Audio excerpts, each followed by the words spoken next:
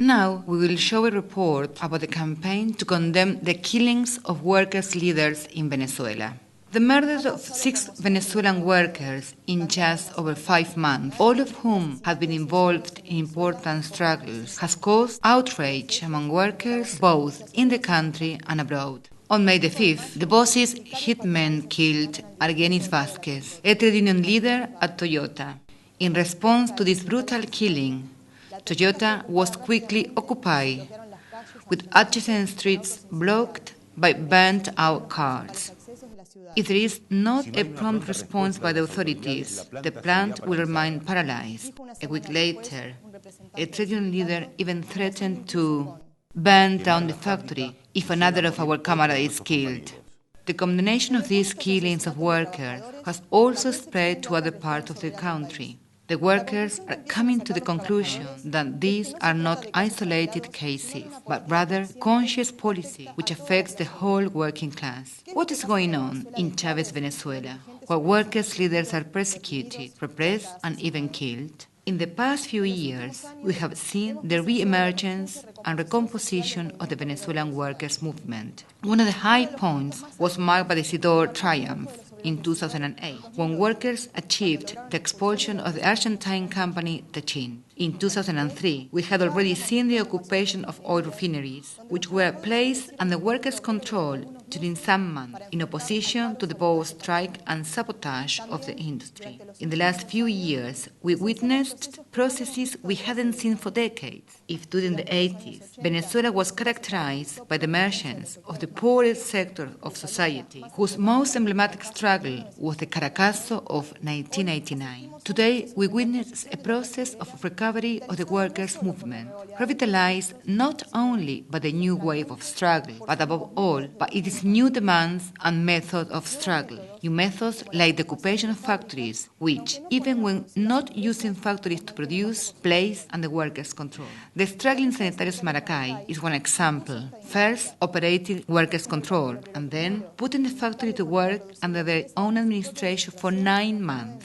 This ended in brutal repression of the workers, which put an end to one of the main experiences of the Venezuelan workers' movement, which, if it had triumphed, would have been a turning point in the history of workers' struggle in that country during the past few years.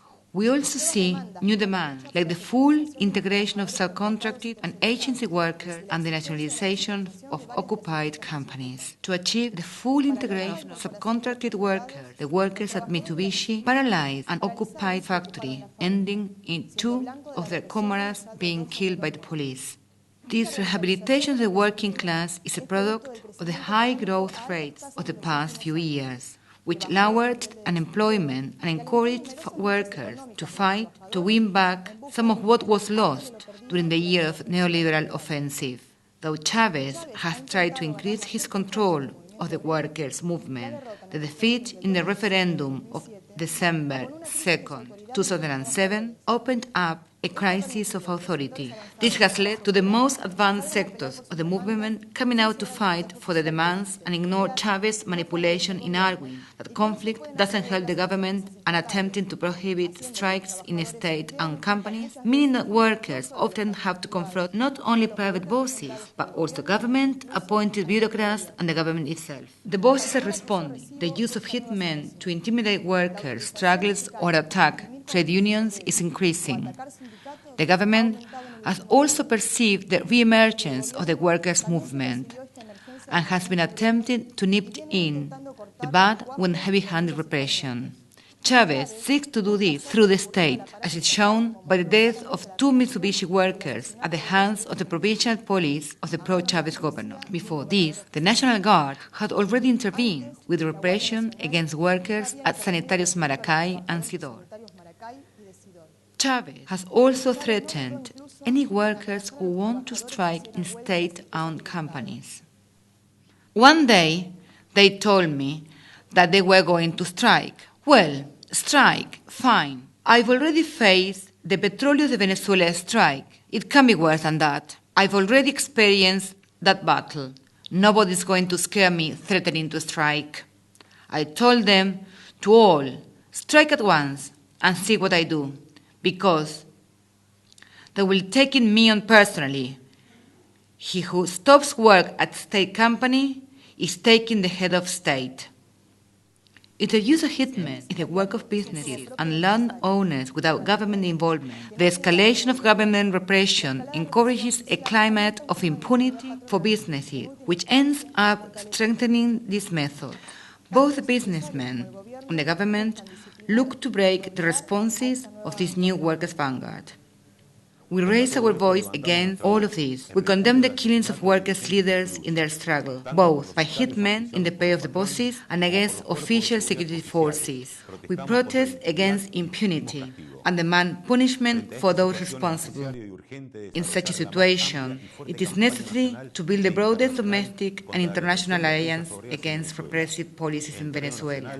Nationally, only the broadest struggle of the rank and file can put an end to these abuses by the hitmen and the state forces.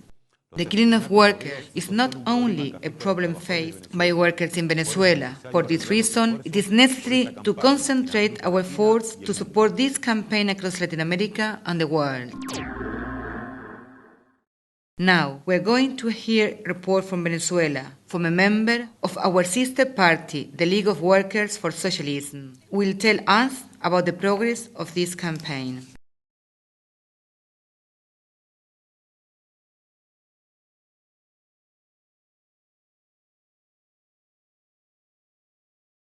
Well, comrade, as you will know, here in Caracas, in Venezuela, we are doing everything we can to promote the campaign for trial and punishment for the murder of workers in struggle. As you have reported, in 5 months, we have had 6 workers killed, 4 by hitmen in the pay of bosses, and 5 by police repression in Anzoátegui. The second demand is for an end to the killings of workers in struggle, demands all of the state organs to judge and punish those guilty of these crimes, to form an independent commission of investigation made up of workers' organizations, family of the victims, and human rights organizations to take the investigation all the way. We are also proposing that the National Guard and the provincial police forces must be kept out of workers' struggle, and the end to the trials without charge of around 100 workers currently being charged for participating in struggle. So far, we have managed to get a number of important trade unions signed up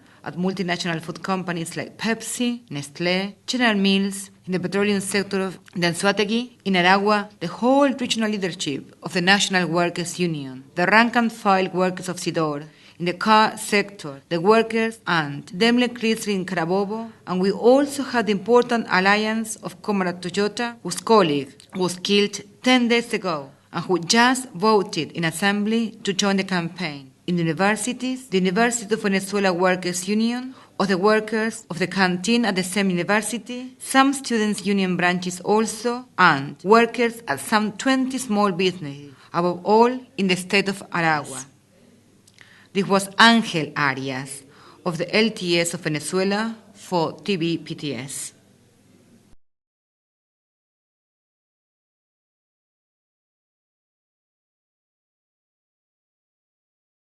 This was Claves, the International News Review. We will see you next week and wish you a good night.